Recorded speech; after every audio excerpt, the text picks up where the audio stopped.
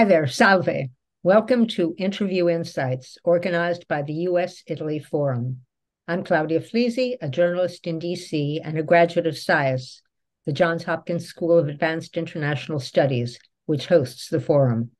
Our conversation today is with Dr. Guido Alfani. He's professor of economic history at Bocconi University in Milan and the author of As Gods Among Men, A History of the Rich in the West. It's a just published book in December 2023. It examines the rich and the super rich, how they obtained their wealth, and their arguably changing position in society. Benvenuto, Dr. Alfani. Welcome to the forum. Grazie, and it's a pleasure to meet you and all the listeners. Okay, let's get right into it. What brought you to this topic? Everyone's interested in the rich or riches and how to get them.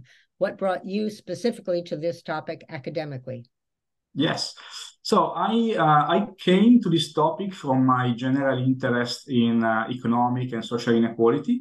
I did a lot of research on the history of inequality, trying to reconstruct it for different societies in different periods in time, especially in the pre-industrial period. And, of course, I was collecting data about the entire society.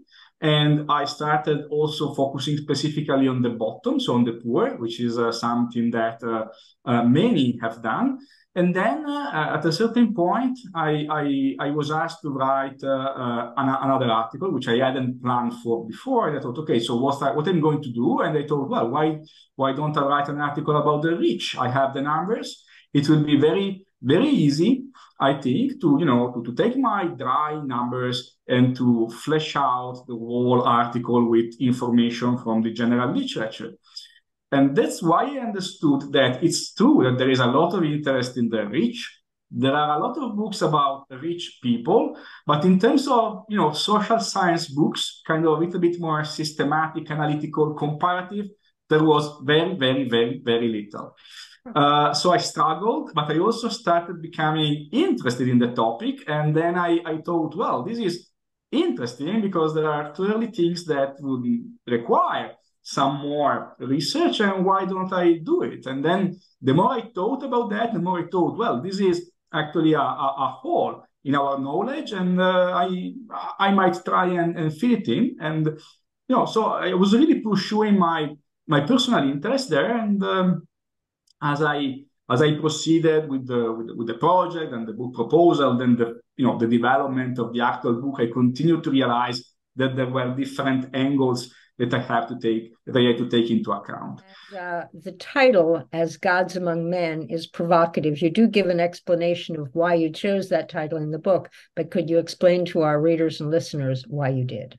Yeah, so it is a paraphrasis of Nicole Rem, a French philosopher of the 14th century, who is translating and adapting the politics of Aristotle, the great Greek philosophers of the classical age, and is basically stating that in a city governed democratically, the super rich would be so unequal and would exceed all the others in terms of their actual political power so much that they would be as God among men. And then they should be banished, because otherwise you couldn't expect that the democratic city would work as it's supposed to be, meaning, giving equal rights to everybody. And I thought, well, this statement, to me, it seems so close to the statements made by people like, for example, Thomas Piketty, when they said for today's societies that it's possible that if economic inequality, in particular wealth inequality, exceeds certain levels, then our democratic institutions will stop functioning as they're supposed to function. And I thought, of course, they are talking about democracy, thinking about very different institutions, of course. A democratic city for a 14th century writer is not a modern Western democracy, something different, but still they are looking exactly at the same problem and they have exactly the same concern. And this is one of the things that then made me think about long-run developments, about some constant concerns across Western society, and then also in general about the significance of the past for understanding today's situation. Right. No, it makes a lot of sense, and it's actually also a little scary. Your topic, as you alluded, your topic has been analyzed by sociologists for decades, and the rich, of course, have been a subject of fascination since society began. But is there some new urgency today, not only yours, but just do you sense a new urgency in general because of the concentration of wealth becoming so alarming and the differences so extreme? And then in seguito, has it increased over the centuries, since you have studied over the centuries, and have the pace and the attendant risk accelerated? And if so, in what ways? Right. So let me begin from the long-run perspective, because that will allow also me to answer the first point. So we can measure inequality trends from when we are very lucky, because this is possible. I mean, the earlier periods are possible only in some parts of Europe, like, for example, Tuscany and some other regions of Italy or South France. So when we are lucky, we can cover the last 7 centuries. And across this period, we find a general long-run tendency for inequality to grow, with 2 exceptions, which is the period of the Black Death in the 14th century and then the period of the world wars in the first half of the 20th century. Now, the maximum levels of inequality in Western societies are found at the beginning of the 20th century, right before World War I. And then we have inequality decline during the World War periods and for a couple of decades after, till the 1970s. From that moment, from the early 1980s, we have observed a resuming in the tendency for wealth inequality to grow. So, I mean, we are not back, at least not back yet, to the early 20th century levels of inequality, but we are now observing many decades of continued inequality growth, and this might be alarming in itself, but maybe what is also more alarming is that I think that this tendency would today be very difficult to stop and to invert.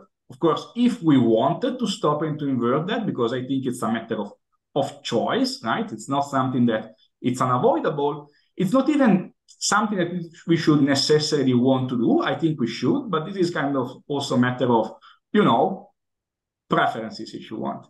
But the point is, I mean, we have gone through many crises in the 21st century. From the Great Recession beginning 2008, it's almost like we are going from one crisis to another. This hasn't stopped the tendency for inequality to grow. So not even the crises right now are able to invert this tendency. It's not like, again, the World War periods and so forth and so on.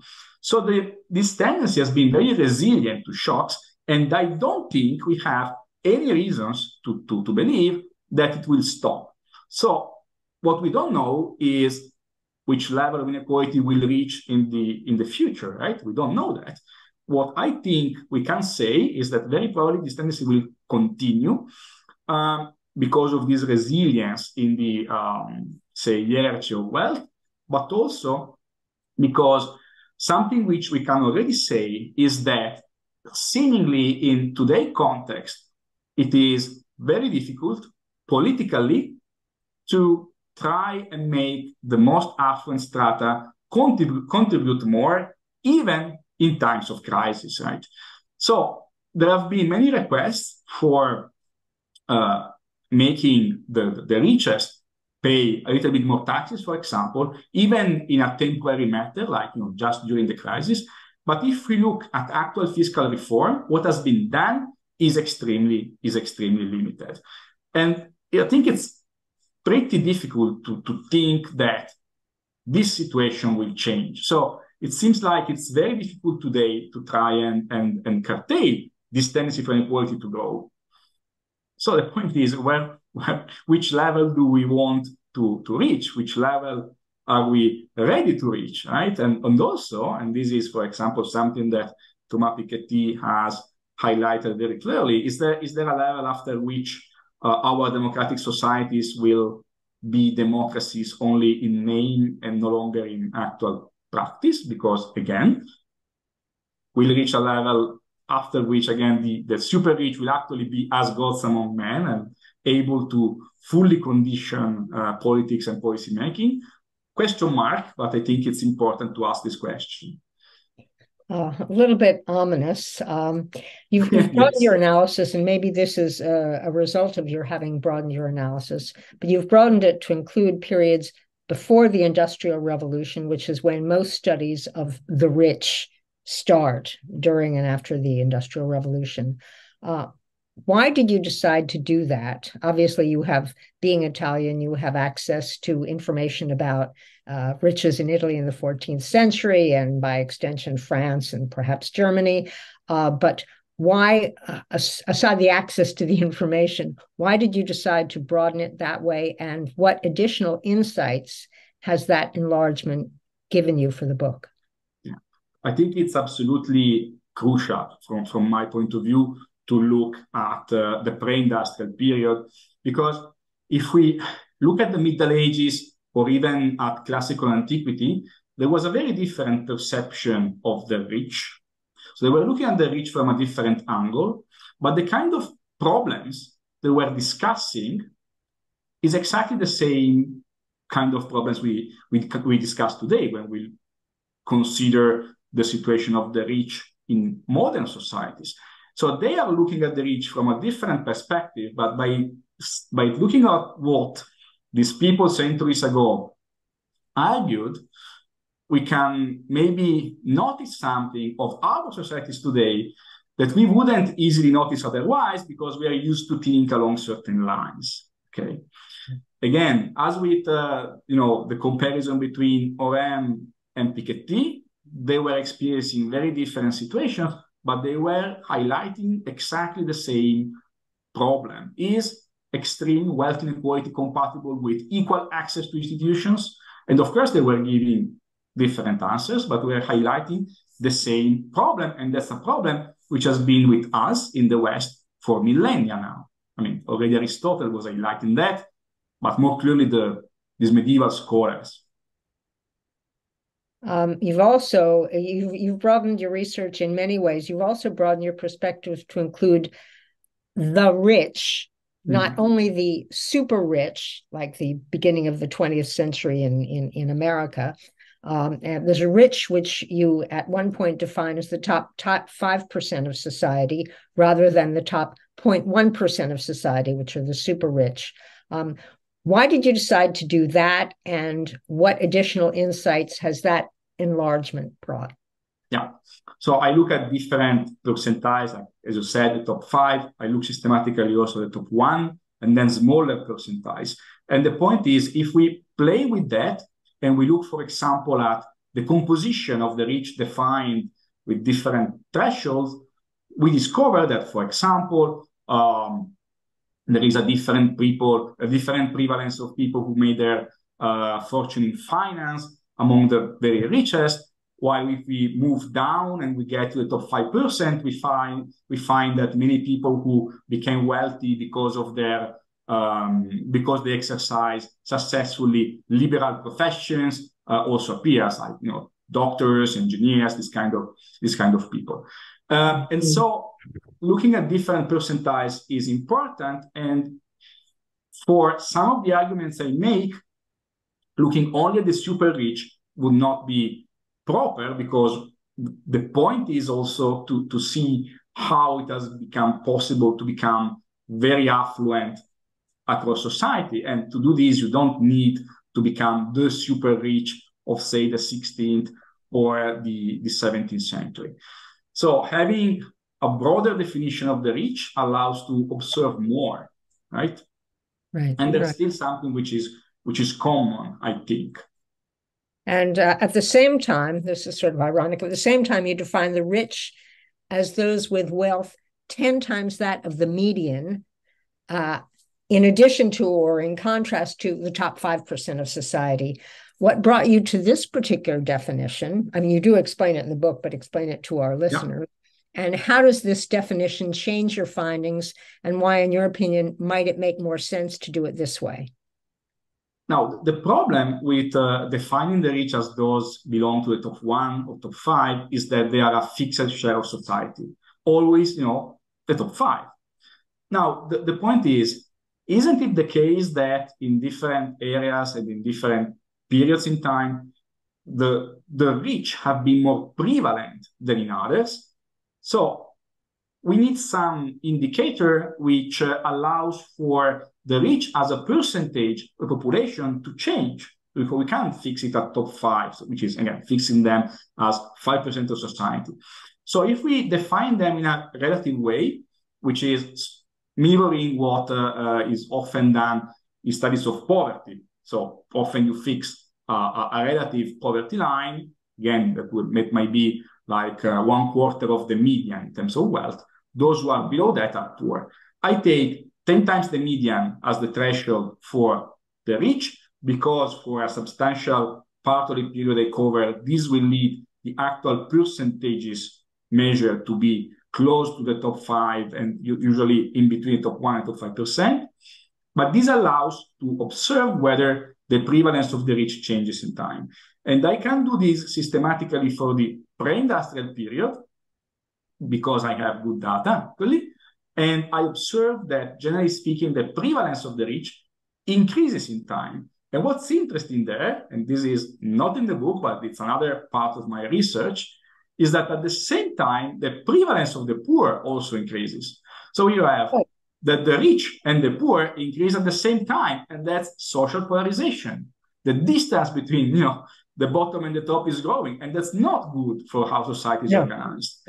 Then I would have loved to do this systematically also for today's societies, but the problem is that for the 19th and 20th century, we usually have some information only about the top.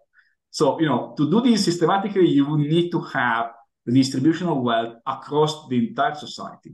And we don't have usually that information for modern ones, which might seem paradoxical, but it also comes from the fact that in pre-industrial societies, usually they were taxing wealth.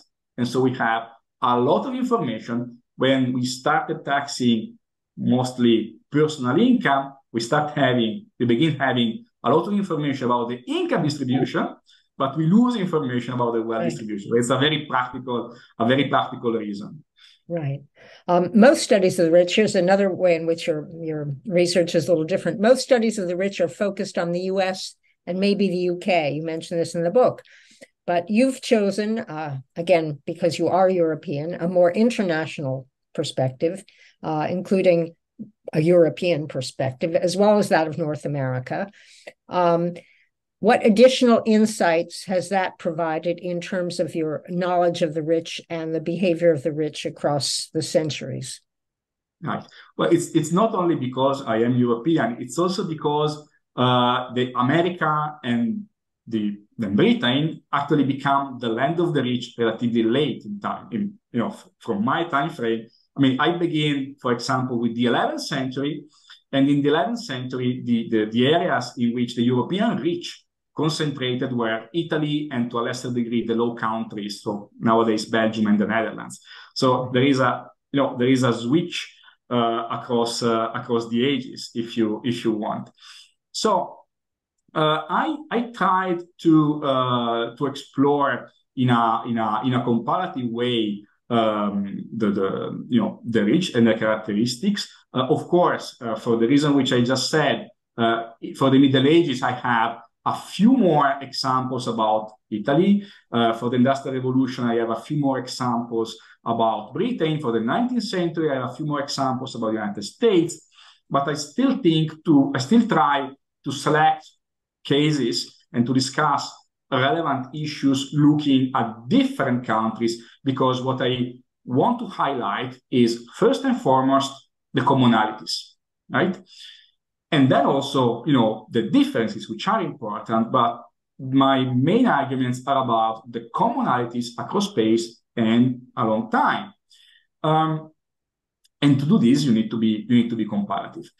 And I also try to kind of select at least some of the examples among I try to select some which are not really obvious choices, also because in this way, possibly the readers will discover about rich people they never heard about. And, fishing cases from different countries also helps in that regard.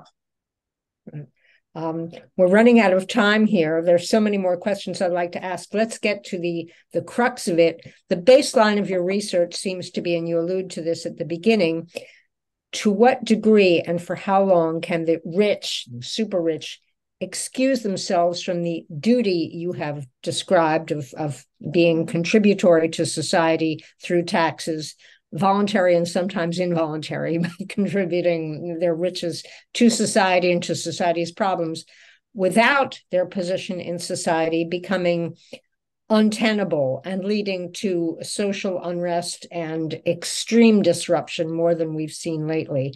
That seems to be your base question.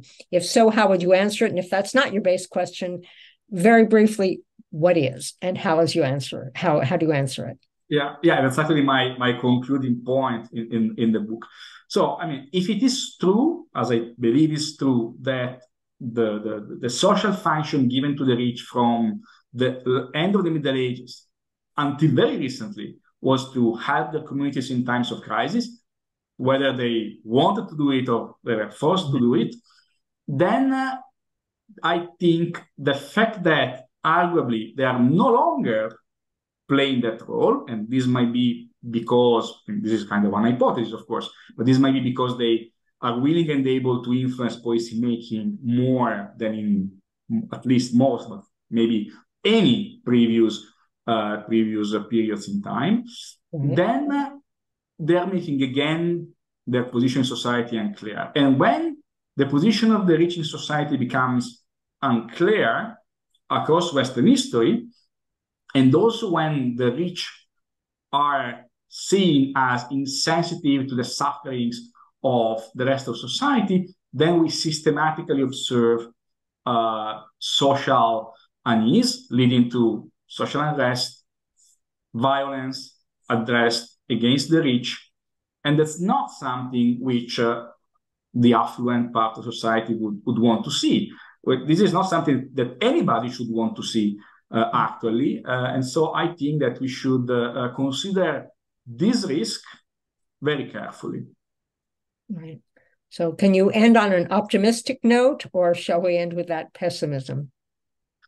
No, I think that, I really want to finish to end on an optimistic note.